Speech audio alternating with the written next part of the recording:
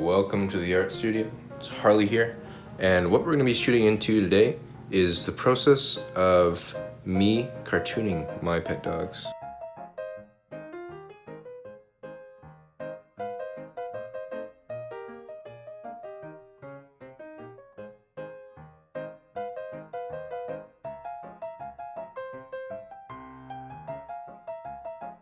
So here I kind of did some like really roughed out ideas, but you can kind of tell what's going on. So, see, he's kind of like got that gleeful like mood, and then there's Poco with like the, he's the old dog, so he's got the, he's just kind of moody. And then this one, I thought that was kind of cute too. So, then there's that one where they're both looking up, but. All right, so. That's the rough sketch I'm going to be working with there. We're going to ink that up, and then I'm going to do a time lapse of me coloring it, so enjoy.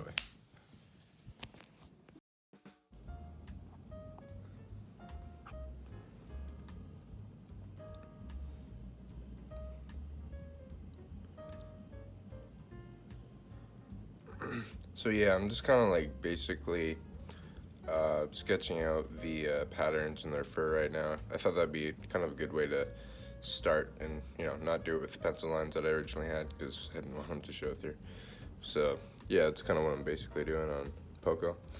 He's got this kind of like W shape on his his head, so just trying to copy that.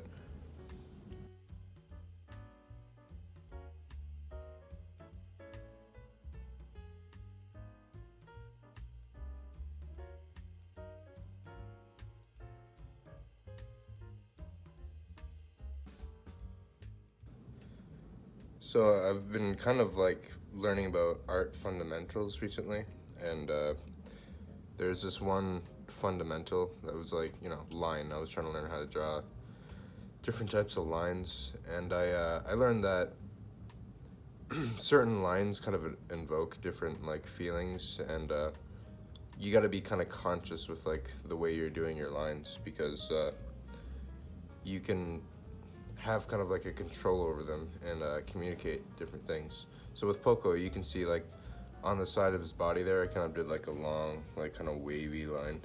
And for a lot of people that communicates calm, right? So calm and like serenity.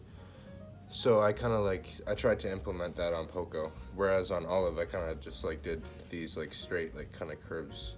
So Poco's just, like, he's like chilling out there, and then Olive's like a little bit more like active and like has a little bit more energy than Poco. So just one thing you could probably like keep in mind when you're doing like a piece of art, like what your lines are communicating.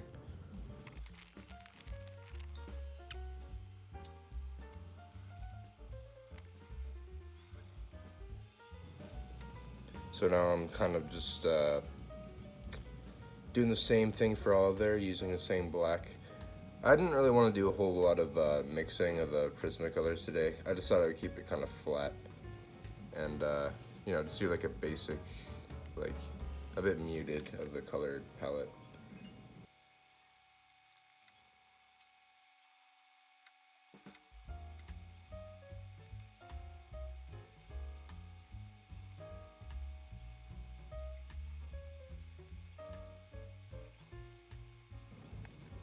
And also another thing I'm doing here is I'm trying to implement that on their fur as well. Like where, I'm communicating the texture of their fur. Like Olive's fur is like a little bit more sleek, the wiener dog. It's just like, it's kind of more like straight, whereas Poco's fur is like kind of jagged and like, ruffled or whatever. And yeah. And I'm also kind of, just the way I'm like kind of curving it, I was trying to do it like with a bit of energy in it because I was like, active, and then Poco's just like, so like I just went like back and forth with the pencil and like did these kind of jagged lines that are like soft, and then I was just like energy with her fur. So I don't know, I was just trying to implement like what I'm learning recently, so I thought I did a pretty good job. So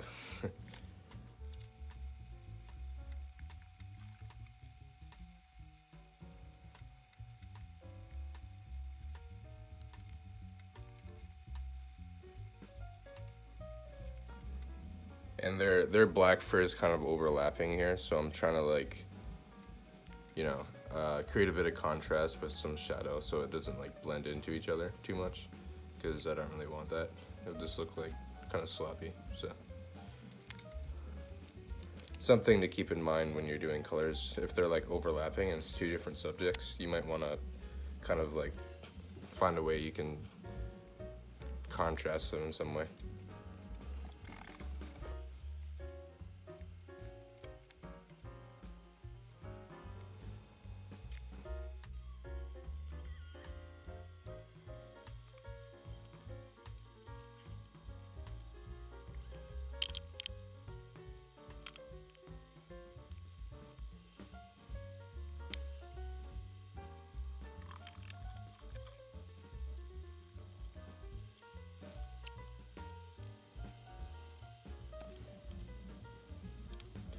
Yep, and I just kind of use the same color for the eyes because I'm doing like a muted type thing.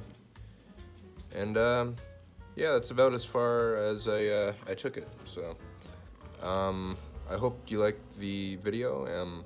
I'll be back with more, uh, probably some more time lapses and stuff like that. But thank you for watching, and I'll see you in the next one. Bye.